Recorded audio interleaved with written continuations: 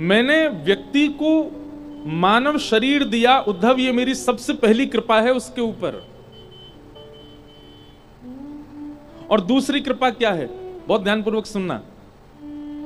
एक तो मानव बन गए, और मानव बनने के बाद भी एक सद्गुरु जीवन में प्राप्त हो गए। भगवान कहते हैं मेरी दूसरी कृपा। सद्गुरु मिल जाने का मतलब दीक्षा हो जाना ही नहीं होता। सद्गुरु मिल जाने का मतलब एक सदराह दिखाने वाला मिल जाए। गोस्वामी तुलसीदास जी को हम में से किसी ने भी नहीं देखा, लेकिन गोस्वामी तुलसीदास जी के प्रवचन, गोस्वामी तुलसीदास जी के भाव आज भी हमको राह दिखा रहे हैं। सूरदास जी को हमने नहीं देखा, हितरवंश महाप्रभु का साक्षात दर्शन हमने नहीं किया, गोपाल भट्ट गोस्वामी जी को प्रत्यक्ष नहीं देखा, पर उनके बताए गए राह हम सब पालन कर रहे हैं। तो वे सद्गुरु हैं हमारे, वे सद्गुरु हैं। तो गुरु का मतलब केवल दीक्षा दे देने वाला नहीं होता, दिशा देने वाला होता है। भगवान कहते हैं कि पहला तो मैंने तुमको मानव बनाया, ये मेरी सबसे पहली कृपा, और दूसरा तुम्हें गुरु की वाणी पर विश्वास होने लग जाए, ये मेरी दूसरी कृपा है। यह भी भगवत कृपा से ही होता है कि आपको किसी सद्व्यक्ति की बातें अच्छी लगने लग जाएं, आपको किसी के सद्भाव इतने अच्छे लगने लग जाएं कि आप उनका पालन करने लगो बिना किसी के रोक टोक के।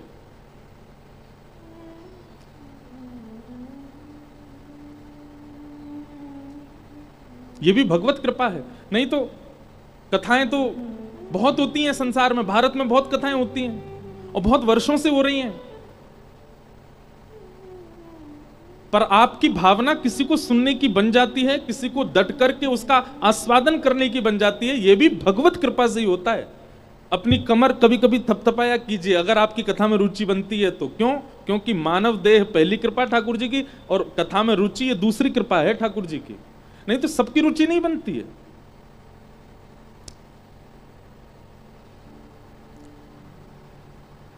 भगवान कहते हैं उद्धव, पहली कृपा मैंने मानव बनाया, दूसरी कृपा मैंने सदगुरु और सदराह दिखाने वाले सदग्रंथ दिए और उनका वो पालन करने लगा। और तीसरी कृपा, मयानुकूलेन नभस्वतेरितम पुमान भवाब्धिम न तरेत्स आत्मा। भगवान कहते हैं इन दो के पश्चात वह मेरा भजन करने लग जाए, मेरी प्राप्ति के लिए यत्न करने लग जाए। आप सबको आवाज आ रही है हमारी? ज्यादा गूंज तो नहीं रही है? थोड़ी गूंज है यहाँ पे, तो आप लोगों को शब्द समझ आ रहे हैं ना? बस ध्यान से सुनना। भगवान कहते हैं मानव बन जाना पहली कृपा, सदगुरु की दिशा पर चलने लग जाना दूसरी कृपा, और इन दोनों के माध्यम से मेरी प्राप्ति के यत्न करना, यह भी वो अपनी इच्छा से नहीं कर सकता। मैं चाहूंगा तो ही वो मेरी प्राप्ति के लिए आगे बढ़ेगा। श्रीमद् भागवत में प्रसंग आता है कि जब गोपियां रास के लिए जा रही थीं तो शुकाचार्य जी परीक्षित जी से प्रश्न करते हैं, परीक्षित जी शुकाचार्य जी से प्रश्न करते हैं कि ये गोपियां ठाकुर जी को प्रियतम मानती हैं, जो भगवान निर्विकार हैं, निरीह हैं, उनके प्रति ये प्रियतम की भावना रखती हैं, ये ठाकुर जी से ऐसे प्रेम करती हैं जैसे कोई प्रियतमा प्रियतम से करता है, ये कैसे संभव है? तो वहां पर शुकाचार्य जी महाराज कहते हैं ये गोपियां ठाकुर जी से प्रेम करती हैं, यही नहीं है कि मुतादुक्षज प्रिया, ठाकुर जी भी इनसे प्रेम करते हैं। ठाकुर जी प्रेम नहीं करते तो ये गोपियां कभी नहीं जाती उनके सामने। ठाकुर जी प्रेम करते हैं, इसीलिए मैं कथा में कहा करता हूं आपको वृंदावन की याद आ रही है, इसका मतलब आपको नहीं आ रही है, श्री जी को आपकी याद आ रही है, इसलिए आपको वृंदावन का स्मरण हो रहा है। अरे सुनाई दे जाए कि ब्रज से इंद्रेश जी आए हैं, आप सब लोग इतनी संख्या में आ गए, तो इसका मतलब ये नहीं है कि इंद्रेश जी कोई कछु सुनावे वारे हैं या उनकी कथा में कछु मिलवे वारो है। निश्चित ही ब्रज से, ब्रज की किसी भी अणु वस्तु से भी आपको प्रेम है तो इसका मतलब ब्रज को आप प्रिय लगते हो, आपको ब्रज प्रिय। ब्रज तो बहुत लोगों को प्रिय लगता है। कहने का अभिप्राय, आपके चित्त में किंचित भी प्रेम ठाकुर जी के प्रति, ठाकुर जी से मिलने का आप यत्न बना रहे हो, ठाकुर जी का हो जाऊं मैं, इसका यत्न यदि आप कर रहे हो तो इसका मतलब यह है यह भी ठाकुर जी चाहते हैं। नहीं तो यत्न तो बहुत करते हैं, सफल कोई नहीं हो पाता। सफल भी वही होता है जिसको ठाकुर जी चाह रहे हो कि हाँ मेरी प्राप्ति करे। ये तीसरी कृपा है। तो एक कृपा तो हम पे हो चुकी है कि हम मानव हैं, पहली कृपा के तो हम सब साक्षी हैं, और दूसरी कृपा भी हम पे हो चुकी है क्या, कि हमको दिशा के रूप में कथा प्रिय लगती है, दिशा के रूप में प्रवचन प्रिय लगते हैं, दिशा के रूप में कथाएं प्रिय लगती हैं। अब बस तीसरी कृपा की ओर हमको बढ़ना है, उसका अनुभव करना है कि वो हम पे है कि नहीं। और तीसरी कृपा क्या है? मानव देह, गुरु की दिशा, इन दोनों का सदुपयोग करके श्री कृष्ण की प्राप्ति। अब बस तीसरी कृपा की ओर दृष्टि डालनी है कि वो चाहते हैं कि नहीं कि हम उनके हों।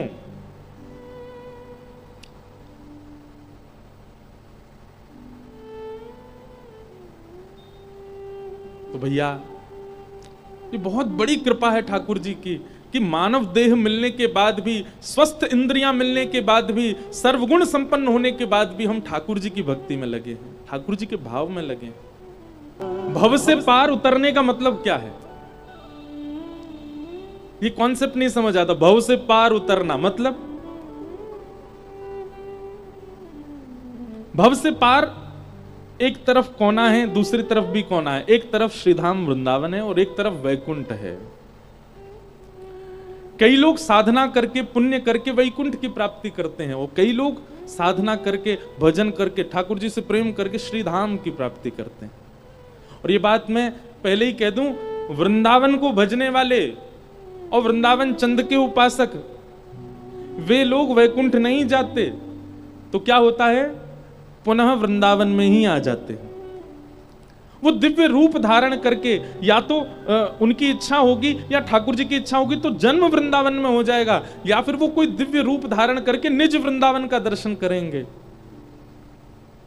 स्वामी श्री हरदास जी महाराज, श्री हितरवंश महाप्रभु, हमारे सूरदास जी, कुंभनदास जी, गोविंद दास, ये लोग कहीं हैं नहीं, ये वृंदावन में ही हैं।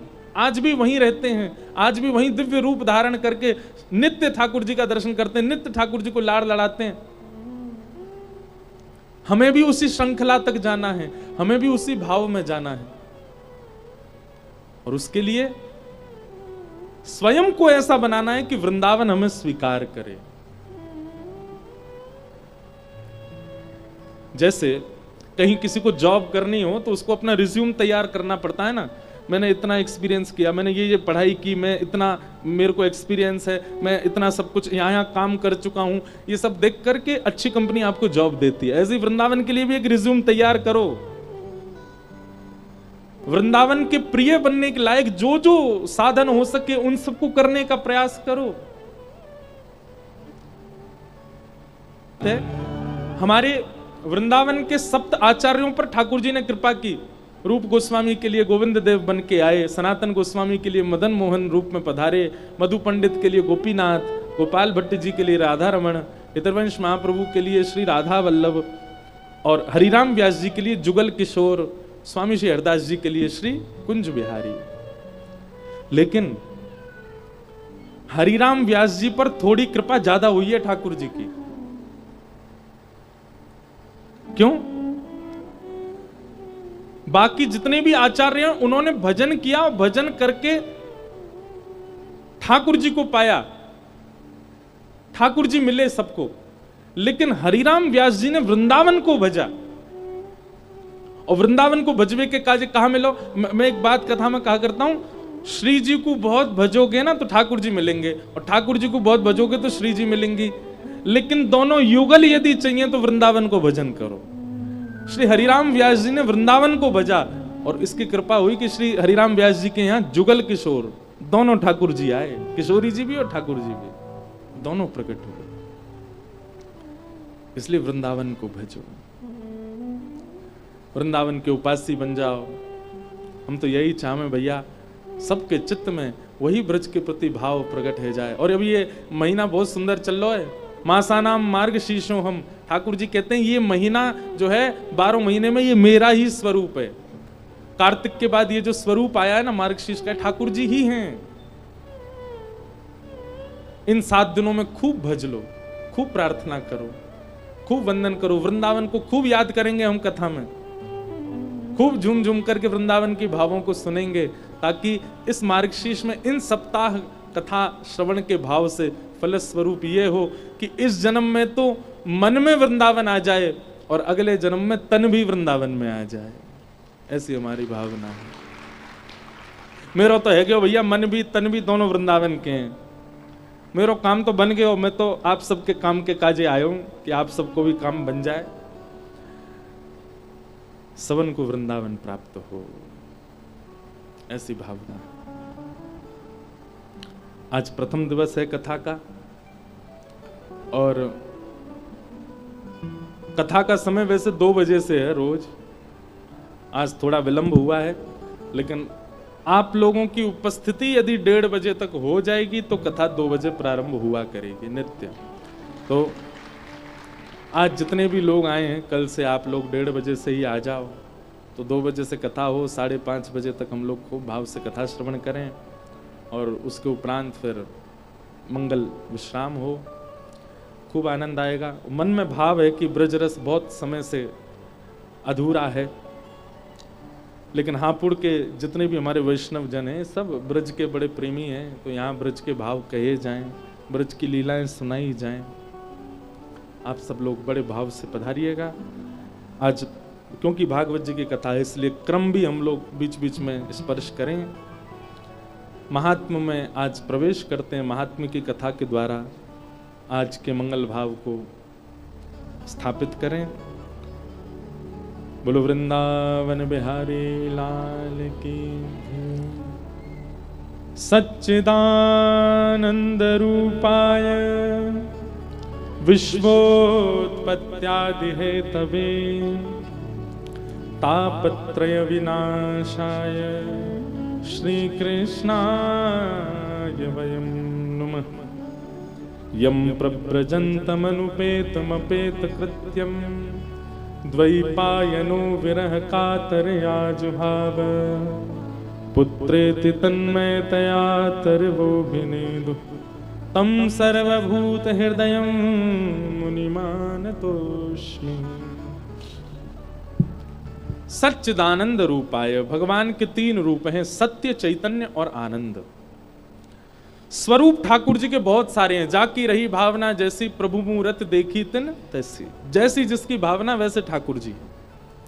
पर इन समस्त भावनाओं वाले ठाकुर जी के 3 ही रूप हैं, सत्य, चैतन्य और आनंद।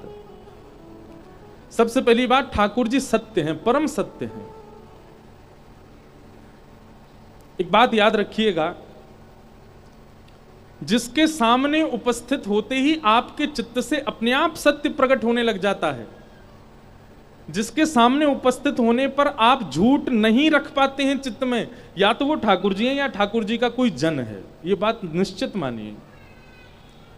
और किसी के समकक्ष जाने के बाद अत्यंत झूठ भी बोल लेते हो आप, खूब छुपा भी लेते हो, तो कहीं ना कहीं 2 बात हो सकती है कि ठाकुर जी भी आए, लेकिन आप में इतना कलयुग घर कर चुका है कि ठाकुर जी के आने पर भी कोई प्रभाव नहीं हुआ, आपने वहां भी झूठ बोल दिया। यदि किंचित भी भजन बना होगा ना जीवन में, तो ठाकुर जी की उपस्थिति या ठाकुर जी के किसी जन की उपस्थिति आपको असत्य नहीं बुलवा सकती, वहां सत्य प्रकट होगा ही होगा। अच्छा, एक और बात, कई बार हम सत्य प्रकट नहीं करते।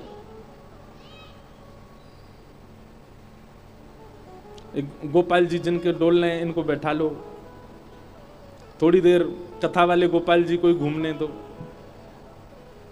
हम क्या कह रहे थे, ध्यान से सुनना। कई बार आप सत्य प्रकट नहीं करते, लेकिन आपका तन प्रकट कर देता है। जैसे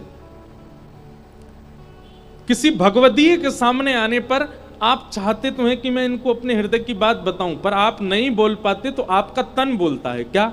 आपके हस्त कमल कांपने लग जाएं, नेत्रों से अश्रु आने लग जाएं, मन व्याकुल होने लग जाए, सांसें चलने लग जाएं, धड़कनें तेज। तो इसका मतलब क्या है?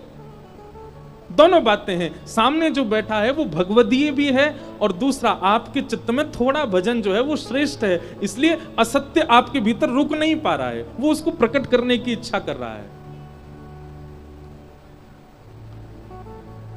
ये भगवान का प्रथम स्वरूप है, सत्य। जिनके सामने सत्य रुक ना पाता हो, प्रकट हो जाता हो,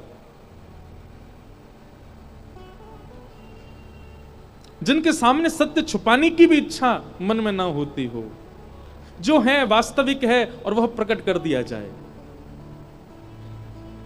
क्षमा कीजिएगा, बहुत नाम जप करने वाला, बहुत साधन करने वाला, बहुत कथाएं सुनने वाला, लेकिन सब काम करता है पर फिर भी असत्य बोलने में झिझकता नहीं है, तो कहीं ना कहीं उसके चित्त में वो भजन बाह्य है, आंतरिक नहीं, क्योंकि राक्षस स्वभाव है।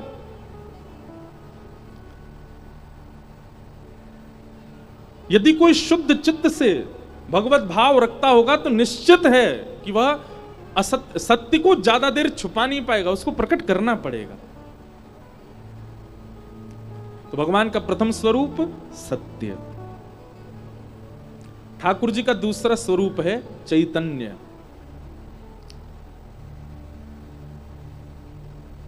श्री हृदयवंश महाप्रभु के चरित्र में एक कथा आती है कि एक नरवाहन नाम का एक दैत्य था, मतलब राक्षस था तो वो इंसान ही, पर उसका प्रवृत्ति राक्षसों जैसी थी। केवल हितरवंश महाप्रभु का इतना अंग देखा उसने। महाप्रभु जी राधा वल्लभ जी को पद सुना रहे थे और पद सुनाते सुनाते जैसे ही पीछे से आया वह राक्षस प्रवृत्ति का व्यक्ति, तो महाप्रभु जी ने पूरा मुड़ के नहीं देखा, केवल इतना सा मुख पीछे किया देखने के लिए कौन है, तो इतना ही अंग वो देख पाया। इतने अंग को देखने मात्र से उसका जीवन परिवर्तित हो गया। अभी प्रवचन नहीं सुने, अभी कोई ज्ञान नहीं लिया उसने, केवल इतना उपस्थित, इतना अर्धमुख देखने मात्र से उसका जीवन परिवर्तित हो गया। इसका मतलब क्या है? जिनको देखा उनको देखने से आपके विकार नष्ट हुए, आपके भीतर जो असत्यता थी वो सब नष्ट होती चली गई, सत्यता प्रकट होने लग गई, तो इसका मतलब वो भगवदीय ही हैं। हरिराम व्यास जी तो ओरछा के बहुत बड़े राजगुरु थे, लेकिन आप जब छोड़ करके आए और आकर के श्री राधा वल्लभ जी के मंदिर में आके श्री हरिराम व्यास जी, श्री हितरवंश महाप्रभु जी का जब दर्शन करने के लिए बैठे, महाप्रभु जी की केवल एक वाणी ने हरिराम व्यास जी को पूर्ण रूपेण वृंदावनी बना दिया। अच्छा, इससे एक बात समझ आती है, हम इतनी कथा सुनते हैं, इतना सत्संग करते हैं, इतने भक्तजनों के दर्शन करते हैं, फिर भी हम वृंदावनी नहीं बन पा रहे, तो कहीं ना कहीं दोष हम में ही है। नहीं तो जिस पर भी कृपा हुई वो एक वाणी में हो गई, एक दर्शन में हो गई, एक बार में ही हो गई। बहुत समय लग रहा है तो इसका मतलब है कि दोष हम में भी हैं, तभी इतनी जल्दी कृपा नहीं बन पा रही है।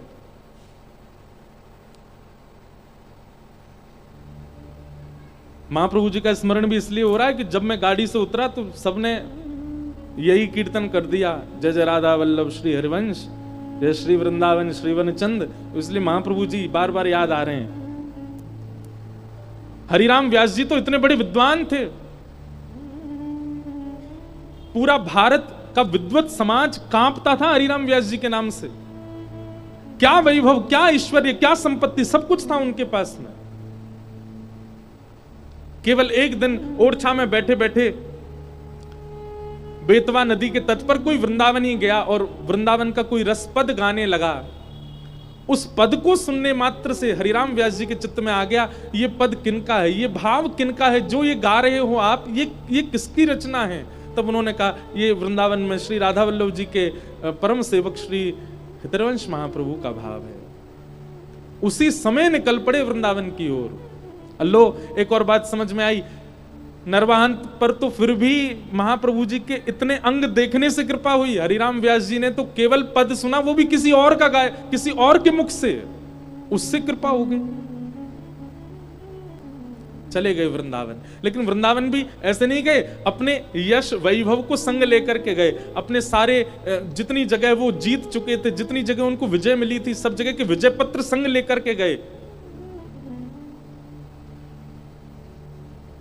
राधा वल्लभ जी के मंदिर में जाकर के केवल प्रार्थना की कि मुझे महाप्रभु जी से मिलना है। तो सेवकों ने कहा, भी अभी सेवा में हैं, आप थोड़ी देर विराजो।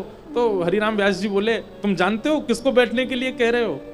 अरे हम इतनी दूर से चल के आए हैं, 2 मिनट हमारा संवाद करा दो उनसे। सेवकों ने जाकर के महाप्रभु जी से कहा कि कोई हरिराम व्यास जी आए हैं, वो बैठे ही नहीं रहे, डटे ही नहीं रहे, यूं कह रहे अभी मिलवाओ। महाप्रभु जी बोले ठीक है, उनको लेकर के आओ। हरिराम व्यास जी को लेकर के सब सेवक जन जैसे ही गए, रसोई घर में महाप्रभु जी कुछ प्रसादी ठाकुर जी की सिद्ध कर रहे थे। और जैसे ही हरिराम व्यास जी आकर के बैठे तो महाप्रभु जी ने क्या किया, चूल्हे में से अग्नि ठंडी करने लगे, पात्र उठा करके नीचे रखने लगे, सब जो क्रिया कर रहे थे वो विश्राम करने लगे। तो हरिराम व्यास जी ने आके कहा, भगवान ये आप क्या कर रहे हो, आप सेवा कर रहे हैं ठाकुर जी की, वो पूरी कर लीजिए और हाथ से आप सामग्री बनाते रहो। मेरी तो जिज्ञासाएं मुख से बताने की है ना, मेरे प्रश्नों का उत्तर तो मुख से देना है। हाथ से सब्जी बनती रहेगी, सामग्री बनती रहेगी, मुख से मेरे उत्तर देते रहो। उसके बाद जो महाप्रभु जी ने उत्तर दिया, उसी से ही हरिराम व्यास जी का जीवन परिवर्तित, एक वाक्य में। महाप्रभु जी कहते हैं, व्यास जी आपके लिए मुख से उत्तर देना और हाथ से सामग्री बनाना ये दो काम हो सकते हैं,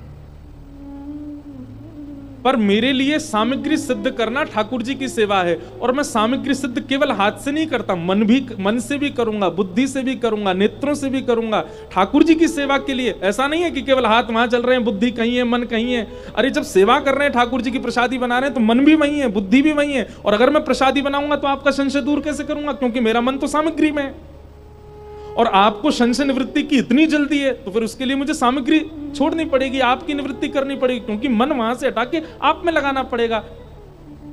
आपके प्रश्न का उत्तर देना ये मन के काम है और सेवा करना भी मन का काम है, पर आपके लिए अलग है। आपके लिए प्रसादी बनाना हाथ का काम है, उत्तर देना मन का काम है, पर मेरे लिए प्रसादी बनाना भी मन का काम है, इसलिए मुझे मन एक तरफ से हटाना पड़ेगा। हरिराम व्यास जी हाथ जोड़ लिए, बोले बस मेरे सारे प्रश्न खत्म हो गए, अब कुछ नहीं पूछना मुझे। चरणों में प्रणाम किया, बोले कि जीवन भर निकल गया मुझे विद्वत्ता करते करते, ग्रंथों को पढ़ते पढ़ते, लेकिन आज तक ऐसा प्रत्युत्तर नहीं मिला। आपने मेरा भेद खोल दिया कि तन की क्रिया मन की क्रिया अलग है, तो इसका मतलब है हम संसारी हैं, पर जहां तन है वहीं मन है, इसका मतलब हम भगवदीय हैं। मेरे को मेरा उत्तर मिल गया। कितना अच्छा सूत्र है। हम लोग भी ऐसे करते हैं, हाथ से सेवा करते जा रहे हैं ठाकुर जी की, और सेवा करते करते किसी को कह, हाँ भाई सुन, मैं जल्दी सेवा कर रहा हूं, चाय बना दियो। इसका मतलब क्या, मन वहां भी है। जब भगवत सेवा है तो उस समय भगवत सेवा है, उस समय मन आपका कहीं नहीं जाना चाहिए। और यदि मन उस समय कहीं और जा रहा है तो इसका मतलब है कि सेवा ठाकुर जी स्वीकार नहीं कर रहे हैं। सेवा तन से नहीं, हाथ से नहीं, मुख से नहीं, नेत्रों से नहीं, मन से होती है। मन एक ही जगह रहता है। गोपियां कहती हैं ब्रज की, एक हतो सो गयो श्याम संग, को राधे को मन ना रहे 10-20। उद्धव, तुम कह रहे हो कि हम अपना मन कहीं और लगा लें कृष्ण को छोड़ करके? कोई 10-5 मन है क्या हमारे पास कि एक कृष्ण में लगा लें, एक घर में लगा लें, एक परिवार में लगा लें, एक पति में लगा लें, एक बच्चों में? एक ही मन है हमारे पास। और एक हतो सो गयो श्याम संग। श्री कृष्ण मथुरा गए तो मन भी हमारा उन्हीं के संग चला गया। कैसे कहीं और लगा लें हम? मन ना रहे 10-20। ये एक स्थिति है।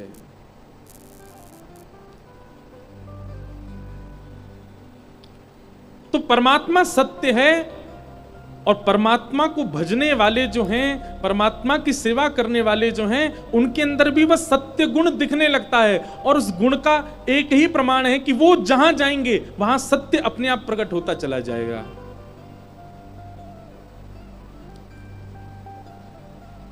पहला रूप भगवान का सत्य,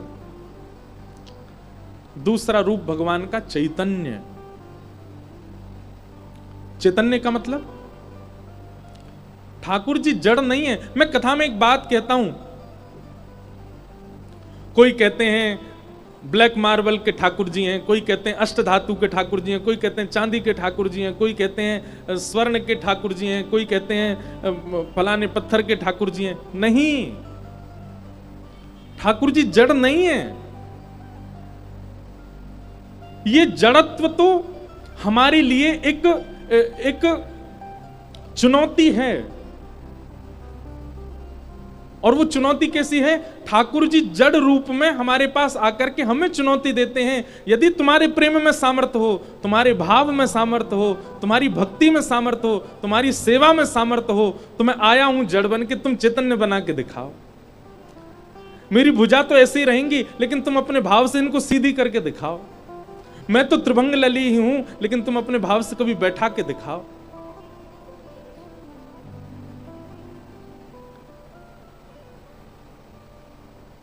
अरे कितने प्रमाण दें कि श्री ठाकुर जी ने अपने वैष्णव भक्त के कारण कितनी बार अपने रूप में परिवर्तन किया। श्री हरिराम व्यास जी के चरित्र में आता है कि हरिराम व्यास जी के श्री जुगल किशोर जी, उनके लिए कोई वंशी लेकर के आया, तो जुगल किशोर जी को वंशी जैसे ही पधराने लगे व्यास जी, तो वंशी थोड़ी बड़ी थी, ठाकुर जी के हस्तकमल में आ नहीं रही थी, तो व्यास जी ने थोड़ा सा श्रम किया तो श्री ठाकुर जी के अंग में से रक्त प्रवाहित होने लग गया, श्री जुगल किशोर जी के। हरिराम व्यास जी को बहुत बहुत मन में पीड़ा होने लगी, तुरंत चरणों में प्रणाम किया, जय जय क्षमा कर दो। अरे मैंने क्यों ऐसी भावना रखी कि आप जड़ हो? मैं क्यों भूल गया कि आप तो साक्षात चैतन्य हो? मैंने आपके हस्तकमल में पीड़ा दे दी ठाकुर जी, मुझसे अपराध बन गए हो।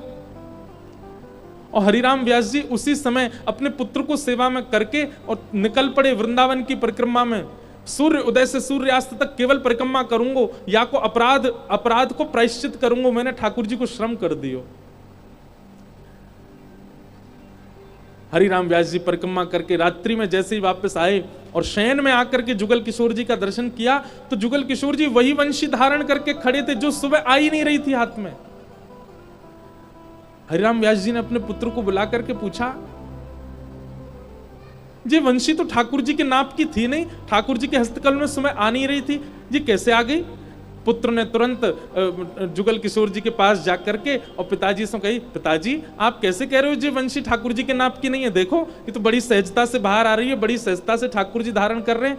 तभी हरिराम व्यास जी ने स्नान आदि करके भीतर मंदिर में जाके देखी कि वंशी तो उसी आकृति की है, पर श्री जुगल किशोर जी ने अपने हाथ बड़े कर लिए ताकि वो वंशी आ जाए।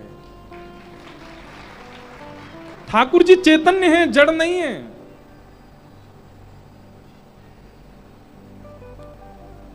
हमारे गिरधर लाल जी इतने से हैं, छोटे से। मैंने अनुभव किया है, इतने बड़े बड़े मुकुट भी लेकर के आते हैं लोग, और मैं देख करके कहता हूं, मैं नहीं भाई ये तो बहुत बड़ा, हमारे ठाकुर जी को मुख ही छोटा सा है, कैसे धारण करेंगे? सामने वाले जो भाव उनका वैष्णव थे वो बड़े भावुक हो गए, बोले महाराज जी हम तो बड़े भाव से लाए थे, आप प्लीज इसको स्वीकार करो। मैंने कि कल श्रृंगार करेंगे तो देखेंगे। पतो ना है जन लाला ने कहा कि मुकुट छोटो कर लियो कि जन अपना मूड बड़ो कर लियो, खूब प्रेम से धारण कर लिया, और वो लगे कि ये ठाकुर जी के लिए ही बना है। उसका जो टिपारा था वो तो बहुत बड़ा है, अभी भी ठाकुर जी पहनते हैं कभी कभी, पर वो ऐसे विराजमान हुआ जैसे कि बिल्कुल इन्हीं के सर के नाप को ही है। ठाकुर जी जड़ नहीं है, चैतन्य है। अनुभव करो अपने ठाकुर जी के साथ।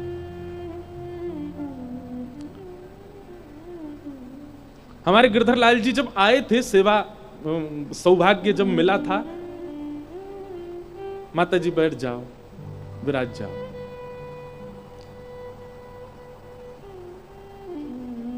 तब ठाकुर जी को इतनी इतनी पोशाक पहनाते, वो भी बड़ी लगती थी। अब इतनी बड़ी भी पहन लेते तो भी छोटी लगती है। पता नहीं कैसे रूप धारण करते हैं, कैसे आकृति बना लेते हैं। हमने तो बहुत अनुभव किया है कि श्री ठाकुर जी परम चैतन्य हैं। हमारे गिरधर लाल जी को जिसने प्रत्यक्ष नहीं देखा ना, वो यही विचार करता है कि इतने बड़े ठाकुर जी होंगे, खूब सुंदर श्रृंगार होगा, खूब बड़े बड़े नेत्र होंगे, लेकिन जब वो प्रत्यक्ष दर्शन करने जाता है इतने से दिखते हैं ठाकुर जी, बहुत छोटे से। और एक और बात, जो गिरधर लाल जी को देखते रहते हैं उनके लिए बात है, 11 से 17 जनवरी आप श्री लाल जी का दर्शन कीजिएगा। इतने बड़े बड़े मंडप बनते, इतने बड़े बड़े गर्भगृह बनवाते हैं हम श्री लाल जी के। छोटे से ठाकुर जी पीछे से देखने वाले पंडाल में उसको भी दिखाई देते हैं, ऐसा लगता है मानो उन्होंने अपना रूप बड़ा कर लिया हो। ठाकुर जी चैतन्य हैं। और आपने जड़ मान ही रखे हैं। आपके मन में ये भावना है कि जड़ भाव है, कि ये तो पाषाण ही है, तो वो पाषाण की तरह ही रहते हैं। फिर भावना रखो कि ये चैतन्य है, तो वो चैतन्य की तरह ही रहेंगे। हम कथा में आते हैं तो कथा में आते समय लाल जी अकेले रहते हैं कक्ष में। तो अकेले नहीं रहते, उस समय ठाकुर जी के पास जाएंगे, लाल जी आपकी कीर्ति गावे जा रहा हूं, आपको न यश सुनावे जा रहा हूं, आपकी न प्रशंसा करवे जा रहा हूं कथा में, थोड़ी देर आराम कर लियो, आनंद कर लियो। पर हमें पता है ऐसी भावना कितनी बार आई है कि ऐसा लगता है कि जैसे ही हम कथा करने के लिए आते हैं श्री ठाकुर जी परम चैतन्य हो जाते हैं और बिस्तर पर जाके खूब कूदते होंगे, तकिया पे लौट जाते होंगे, फ्रिज खोल के देखते होंगे काका धरो यहाँ पे, मधुमंगल श्रीदामा सुबल तोक सब उनको बुला लेते होंगे, ले भैया बढ़ाओ सबरे धुआंधार। कितनी बार ऐसा अनुभव हुआ है कि वो चैतन्य है। मीराबाई का ये पद बहुत सुंदर लगता है।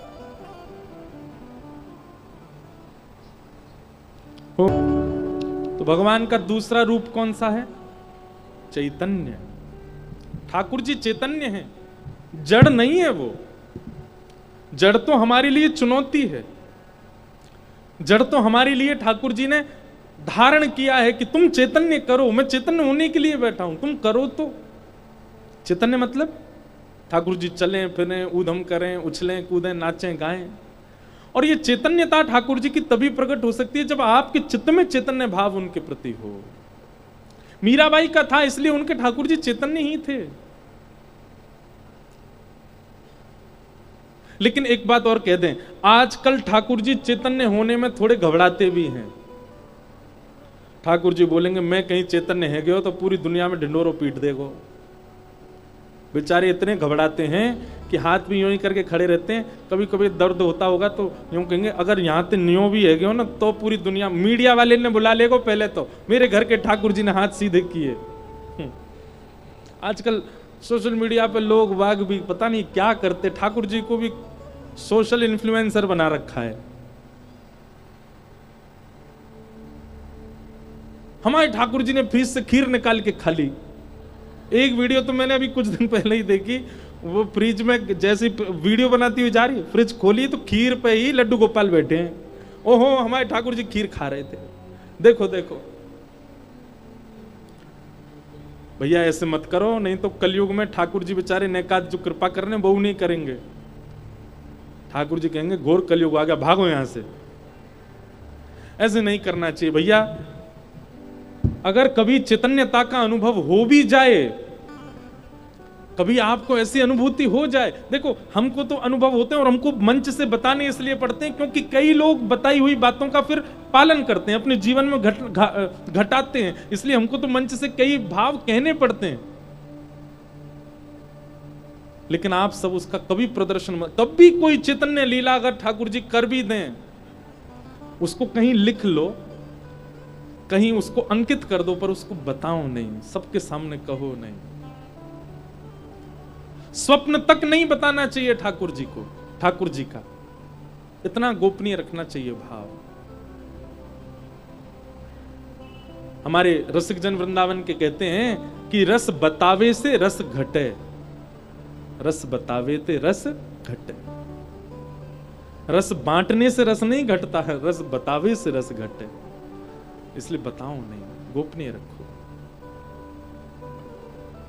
हमने हमारा कहीं पॉडकास्ट था, वहां पे हमने एक बरसाने के बाबा का जिक्र कर दिया, नाम भी नहीं लिया उनका। मैंने जानबूझ के नाम नहीं लिया कि लोग बाग भीड़ नहीं लगा दें। बेचारे बाबा का कुछ दिन पहले फोन आया, देखो आप इस बात को बहुत सीरियसली सुनना, जो लाइव सुन रहे हैं वो भी। बाबा बेचारे रोए फोन पे, मुझसे बोले भैया तुमने काय को कह दियो। मैंने बाबा मैंने नाम थोड़ी लियो आपको। बोले तुमने नाम ना लियो, लेकिन दारी के आए गए मेरी कुटिया पे कई लोग खोजते खोजते। अब तो यूं कह रहे हैं तुम्हें उनके ठाकुर जी की पता चले, हमारे ठाकुर जी की बताओ। मैंने कि बाबा, बोले भाई डिलीट करवाओ। मैंने कि कहाँ कहाँ से करवाऊँ, वो तो सब जगह पहुंच गए हो। तो बोले अम्मू को तो, अब मुझे फिर उस रात नींद नहीं आई। मैंने कि महात्मा बेचारे, इनका बोलना ही नहीं चाहिए था, बताना ही नहीं चाहिए था। लोग बाग खोजते खोजते पहुंच गए उनकी कुटिया पे। भैया रस की चर्चा मत कहो ज्यादा।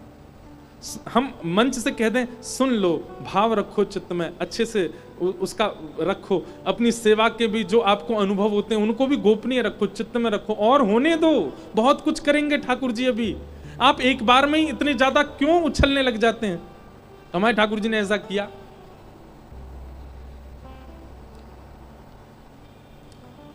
रस बतावे से रस घटे। ठाकुर जी चैतन्य हैं। और तीसरा, ठाकुर जी आनंद हैं। यदि उस चैतन्यता का आपने बखान नहीं किया तो वही ठाकुर जी आनंद प्रदान करेंगे, वही ठाकुर जी आनंद में भर देंगे।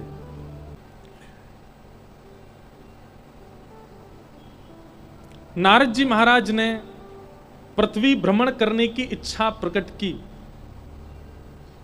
और जैसे ही नारद जी पृथ्वी पर भ्रमण करते करते सब जगह गए, पर सब जगह उनके हृदय को शांति नहीं मिली। तभी वे वृंदावन आए। तो वृंदावन में उन्होंने क्या देखा कि वृंदावन में एक परम सुंदरी युवती यमुना जी के तट पर बैठी है, रुदन कर रही है। उसकी गोद में दो बालक लेटे हैं। वो दोनों बालक वृद्ध हो गए हैं तो बालक, पर उनके बाल पक चुके हैं, दाढ़ी मूछ निकल आई है। एक विचित्र सा दृश्य था। बालक थे लेकिन वृद्धावस्था के बालक। नारद जी महाराज देख करके चौंक गए, बोले ये कुछ विचित्र सा दृश्य है, यमुना जी के तट पर परम सुंदरी और उसकी गोद में वृद्ध बालक। तो उन्होंने उस कन्या से पूछा कि देवी आप कौन हो और ये तुम्हारी गोद में दो कौन है? अहम भक्तिर्तिख्याता इमो में तनयो मतौ ज्ञान वैराग्य नामानो काल योगेन जर्जरो। युवती ने बताया मैं भक्ति हूं, साक्षात भक्ति। नारद जी ने सुनते ही कि ये भक्ति है दंडवत प्रणाम किया। बोले ओहो आप साक्षात भक्ति महारानी, आपकी कृपा से ही हम सब वैष्णव ठाकुर जी को प्राप्त कर रहे हैं, बड़ी कृपा, आज आपके दर्शन हो गए। और ये दोनों कौन है आपकी गोद में? बोले ये दोनों मेरे बालक हैं, ये दोनों मेरे पुत्र हैं। नारद जी बोले इनकी वृद्धावस्था क्यों है? बहुत ध्यान से सुनिएगा। तब भक्ति कहती हैं कि संसार के सब लोग मेरा आश्रय तो लेते हैं, मतलब भक्ति का आश्रय तो लेते हैं, पर मेरे दो पुत्र हैं ज्ञान और वैराग्य, इनका आश्रय कोई नहीं लेता, इसलिए ये दोनों वृद्ध हैं। बंधुओं एक बात बहुत ध्यान से सुनना, वृंदावन को भजने के बाद, परम प्रेम लक्षणा भक्ति जीवन में आने के बाद भी कई बार आपकी जीवन की घटनाएं यदि आपको झकझोर देती हैं तो इसका मतलब क्या है? भक्ति के जीवन में आने के बाद भी आप परेशान होते हो, इसका मतलब है कि भक्ति जो है वो प्रसन्न नहीं है। सब लोग इधर देखो, बहुत ध्यान से सुनो।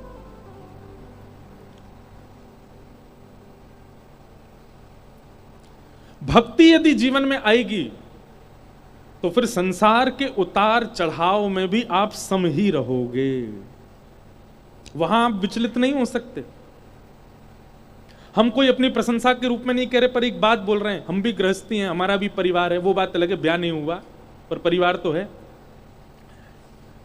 हमारे परिवार में भी बहुत कुछ चल रहा होता है और उसके बीच ये लगातार कथाएं, कल बिसौली बदायूं के पास पूरी करके आए, आज यहां प्रारंभ कर रहे हैं, 28 को यहां विश्राम करेंगे, 29 से वृंदावन में करेंगे, 5 को वृंदावन में पूरी करेंगे, 6 से ऋषिकेश में करेंगे।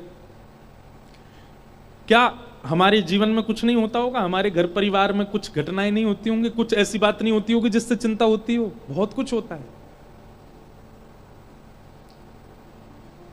बहुत कुछ निज जीवन में भी होता है। कई बार बहुत बुखार भी होता है तब भी कथा करने आते हैं। आप लोगों के पास तो बहाना हो सकता है कथा ना सुनने का, पेट में दर्द है, सिर में दर्द है, बुखार है, हम क्या बहाना बनाएं? महाराज जी चाहे आपके सिर में दर्द हो, चाहे आपके पैर में दर्द हो, पेट, कथा तो करनी ही पड़ेगी, चाहे 2 घंटा विलंब से करो, कथा तो हमें ही आके करनी पड़ेगी। लेकिन इन सब परिस्थितियों में अपने 9 वर्ष के कथा जीवन का बहुत बड़ा अनुभव नहीं है, पर 9 वर्ष का एक अनुभव बता रहे हैं। बहुत भयावह परिस्थितियां भी परिवार में होती हैं, लेकिन फिर भी भागवत जी की कृपा से, भगवत भागवती कथा कहने के प्रभाव से हृदय सम रहता है, हृदय में ज्यादा विचलनता नहीं आती, और यही भक्ति आपके चित्त में है, इस बात का प्रमाण है। मैं टूट गया, मैं हार गया, परिस्थिति ऐसी आई कि मैं बिखर गया। ये बात संसार के लोग करते हैं, वैष्णव नहीं करता।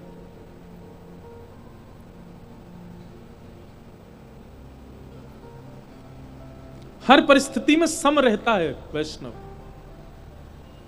हमारे व्यास मंच पर जिन्होंने सुशोभित करके किसी काल के लोगों को भक्ति मार्ग पर आगे बढ़ाया, परम पूजनीय प्रातस्मरणीय श्री डोंगरे जी महाराज।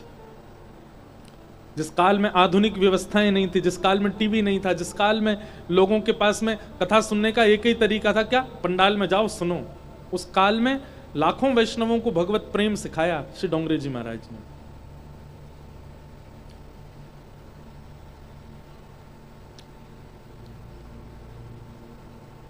इतने बड़े बड़े सेठ साहूकारों के यहां उन्होंने कथा की, इतनी बड़ी बड़ी कथाएं गुजरात में की, और वे कथा करते थे तो उनका स्वरूप नीचे मुख करके, जैसे कभी कभी व्यास मंच पे दास के साथ भी होता है कि मेरे नेत्र बंद हो जाते हैं, कथा में कहता रहता हूं, पर महाराज जी के साथ ऐसा था कि वो नीचे मुख करके कथा सुनाते थे, श्रोताओं को देखते ही नहीं थे, ऐसे ही करके पूरी कथा कहते थे। लाखों की तादाद में लोग कथा में आते थे। संभवतः पूज्य महाराज जी ने दर्शन किया होगा डोंगरे जी महाराज का।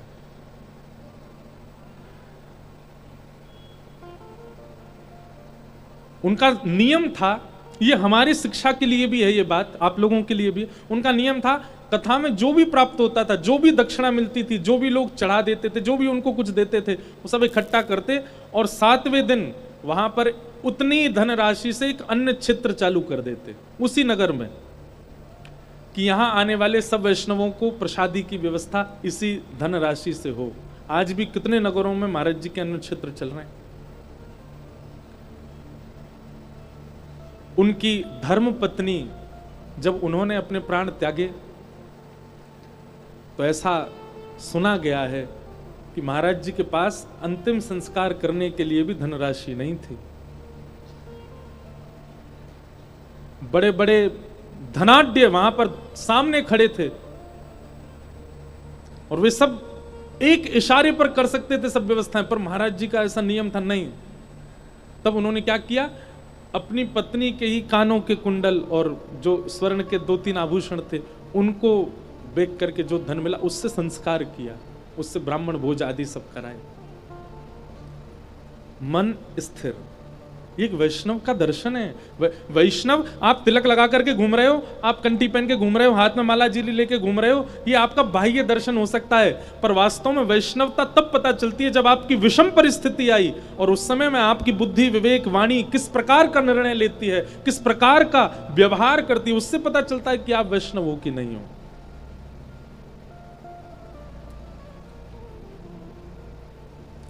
और याद रखिएगा, जिनके चित्त में केवल भक्ति है वो अपनी जीवन की परिस्थितियों में डगमगा सकते हैं, पर भक्ति ज्ञान वैराग्य सहित है वे ही अपनी जीवन की किसी भी परिस्थिति में सम रह सकते हैं। आप भक्ति तो जीवन में ला रहे हैं पर उसके पुत्र ज्ञान और वैराग्य को बिल्कुल भी स्थान नहीं देते हैं। वो मां कैसे प्रसन्न रहेगी जिसके बालक ही वहां ना हो।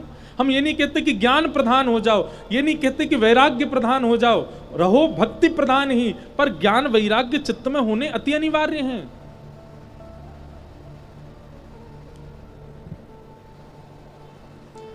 और इन ज्ञान वैराग्य का रूप क्या है?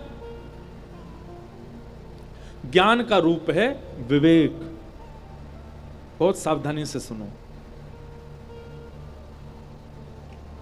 ज्ञान का रूप यहां पर भक्ति का जो पुत्र ज्ञान है उनका स्वरूप है विवेक।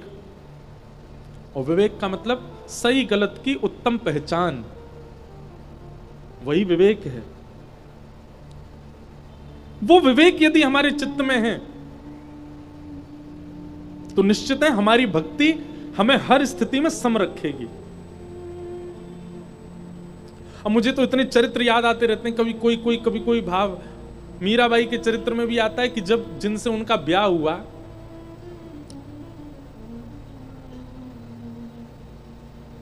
अद्भुत प्रसंग है। मीराबाई वैसे तो जोगन भेष में ही रहती थी, पर एक दिन मीराबाई ने श्रृंगार किया और क्योंकि वो श्रृंगार किसी लोक रंजन के लिए तो करती नहीं थी, किसी समाज के व्यक्ति के लिए तो करती नहीं थी, ठाकुर जी के भाव से रहती थी। और ऐसा वर्णन है कि मीराबाई के जिनसे ब्याह हुआ था वे एक युद्ध में गए और वहां युद्ध में बहुत जख्मी होकर के आए। कदापि औषधियां ले रहे थे, रोज वैद्य उनको देखने आते थे, पर वे मीराबाई को अपने गुरु रूप में मान चुके थे। मीराबाई थोड़ी देर उनके सामने बैठ करके कुछ सत्संग आदि सुनाती थी, कुछ पद आदि सुनाती थी, उससे वो बहुत प्रसन्न होते थे। एक दिन मीराबाई ने श्रृंगार किया और ये वही काल था जब उनके पति जो हैं वो बिस्तर पर ही थे। समाज के लोगों ने बहुत निंदा की, उनकी ननद और उनके देवर और पूरा परिवार तो उनके विपक्ष में ही रहता था। पर मीराबाई की स्थिति कौन जाने, वो लोक रंजन में नहीं थी ना। लोक रंजन में होती, समाज के भाव में होती तो शायद वो श्रृंगार ना करती ऐसी स्थिति में, और वे तो ठाकुर जी के लिए ही रहती थी। और समय का चक्र भी ऐसा कि जिस दिन मीराबाई ने श्रृंगार किया, सुबह से ही लोग बाग उल्टी सीधी बातें बना रहे थे, और कदापि उनके जिनसे ब्याह मात्र हुआ था वो ब्याह भी केवल और केवल समाज के लिए ही हुआ था। मीराबाई ने पहले ही मना कर दिया था कि जो एक पत्नी का कर्तव्य होता है मैं वह निर्वहन नहीं कर पाऊंगी, यह जानते हुए भी उनसे विवाह किया था। समय का चक्र ऐसा कि जिस दिन मीराबाई ने श्रृंगार किया, लोग बाग सुबह से बातें बना रहे थे, और कदापि जिनसे ब्याह हुआ था उनके प्राण भी उसी दिन चले गए। तो लोगों के पास और वाक्य मिल गए और बहाने मिल गए मीराबाई को कोसने के, टोकने के, भला बुरा कहने के।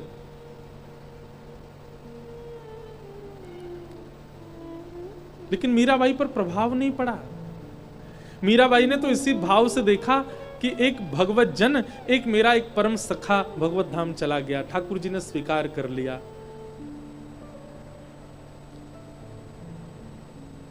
मीरा चरित्र अद्भुत है, मीराबाई के भाव अद्भुत हैं। ये कैसे संभव हुआ? अब पढ़े लिखे लोगों के लिए ये एक बहुत गलत बात भी हो सकती है, परंतु वैष्णव दृष्टि से देखो तो वैष्णव का ही स्वरूप होता है कि जीवन की स्थितियां उसके हृदय पर ज्यादा प्रभाव नहीं डालती, उसके ऊपर प्रभाव ही केवल भजन भक्ति का होता है। फिर समाज संसार में क्या चल रहा है इससे उसको विशेष प्रभाव नहीं होता। और ऐसी स्थिति कब संभव है? जब भक्ति के साथ विवेक ज्ञान हो और वैराग्य हो।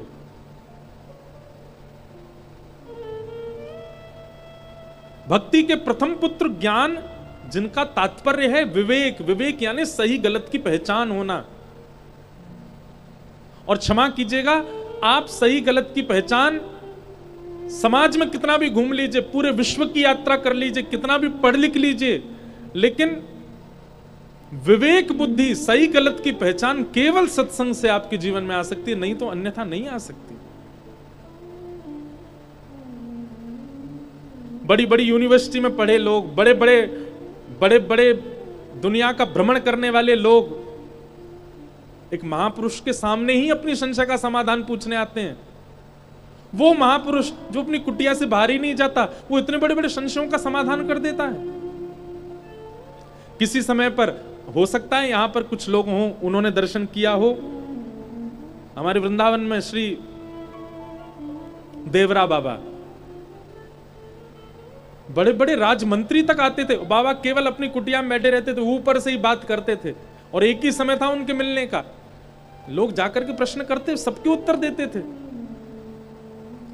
आज वर्तमान में परम पूजनीय श्री प्रेमानंद जी महाराज, कितने लोग जाते हैं उनका दर्शन करने, कितने बड़े बड़े विद्वान भी जाकर के अपनी जिज्ञासाएं पूछते हैं। 2 किलोमीटर भी नहीं चलते वे बस 2 किलोमीटर का ही आवागमन है, उतने बीच में ही उनको इतना पता है कि वो सबके प्रश्नों के उत्तर देते हैं। कैसे? क्या केवल भक्ति है उनके जीवन में? नहीं, ज्ञान और वैराग्य दोनों हैं, इसलिए भक्ति प्रसन्न रखती है। हमारे परम पूजनीय श्री मलुक पीठ वाले महाराज जी, ऐसा कौन सा प्रश्न है या ऐसी कौन सी जिज्ञासा है जिसका समाधान उनके पास नहीं है? तो ये बात बिल्कुल पक्की है कि भक्ति यदि जीवन में आई है तो भक्ति भी आपको सम तभी रख पाएगी, भक्ति भी आपको अत्यंत प्रसन्न तभी रख पाएगी जब भक्ति के पुत्र ज्ञान और वैराग्य भी आपके चित्त में हो। पर आजकल के लोगों को केवल भक्ति से मतलब है, ज्ञान और वैराग्य का त्याग कर चुके हैं हम।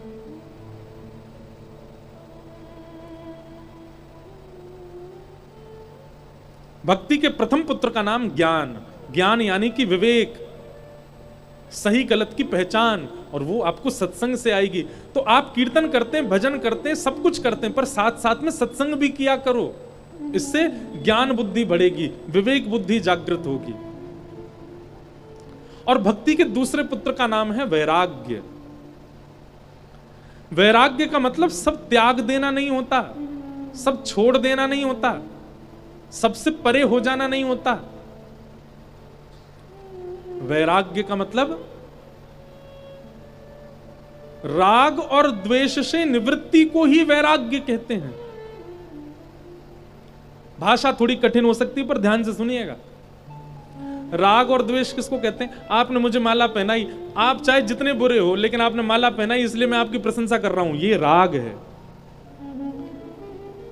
किसी ने मेरे को बहुत कुछ दे दिया, अब चाहे उसमें लाख दोष हैं लेकिन फिर भी मैं उसकी प्रशंसा कर रहा हूं, ये राग है।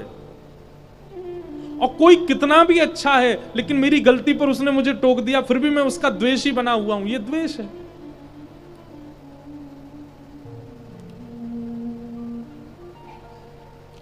वैराग्य का मतलब क्या होता है? किसी के बहुत देने से आप उसके प्रति आसक्त नहीं होते, और किसी के बहुत निंदा करने से आप उसके प्रति द्वेष भावना नहीं रखते। ये दोनों बुद्धि आपकी जागृत हो गई तो आप वैरागी हो, आपके अंदर वैराग्य है।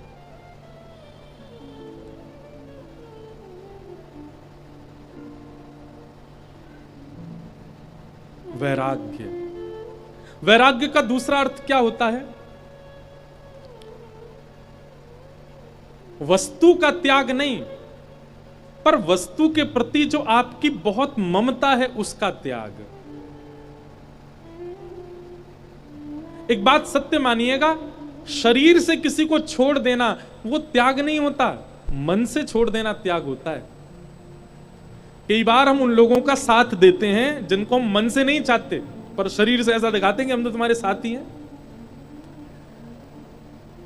ऐसी स्थिति संसार की माया के प्रति हो जाए। आप महंगे फोन रखो, आप महंगी गाड़ियों में चलो, आप चाहे जो करो, सब कुछ आपके सामने प्रस्तुत कर दिया जाए, लेकिन उन सब कुछ वस्तुओं को देखते हुए भी उनके प्रति आसक्ति भावना ना होना, यही वैराग्य है।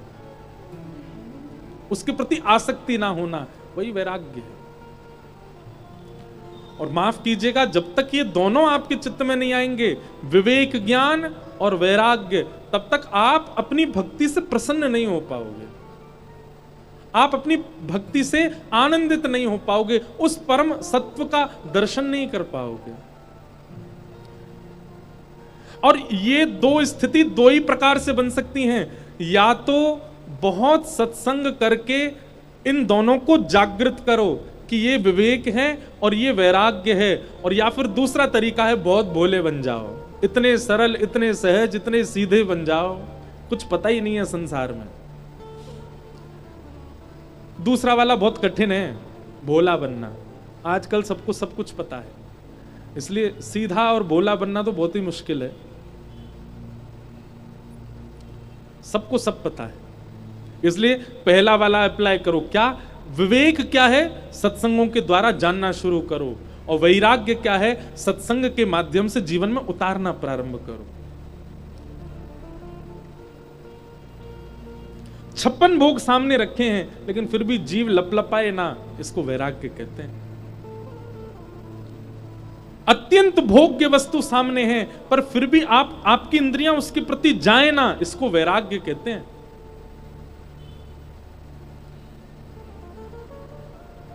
और ये दोनों भक्ति में आवश्यक है। हम लोग भक्ति तो करते हैं, श्री राधा जप रहे हैं, श्री कृष्ण कृष्ण जप रहे हैं, ठाकुर जी का नाम उच्चारण कर रहे हैं, कथा सुन रहे हैं, लेकिन जैसे ही जीवन में कोई परिस्थिति आ जाती है टूट जाते हैं, रोने लगते हैं, बिखर जाते हैं, परेशान हो जाते हैं। इसका मतलब है हमारी भक्ति केवल दिखावा है। भक्ति तो करते हैं, भजन तो करते हैं, नाम जप तो करते हैं, कथा तो खूब सुनते हैं, लेकिन जैसे ही भोग विलास की स्थिति सामने आती है तुरंत उसमें कूद पड़ते हैं, उसको करने में बिल्कुल लज्जा नहीं करते। काय बात के भक्त?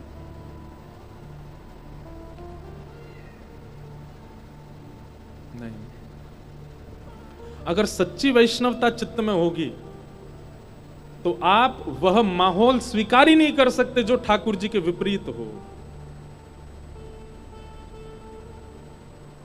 और माहौल यदि नहीं भी छोड़ पाते तो आप मन से उसमें रमोगे नहीं, बस तन से खाना पूर्ति करने जाओगे उस माहौल में।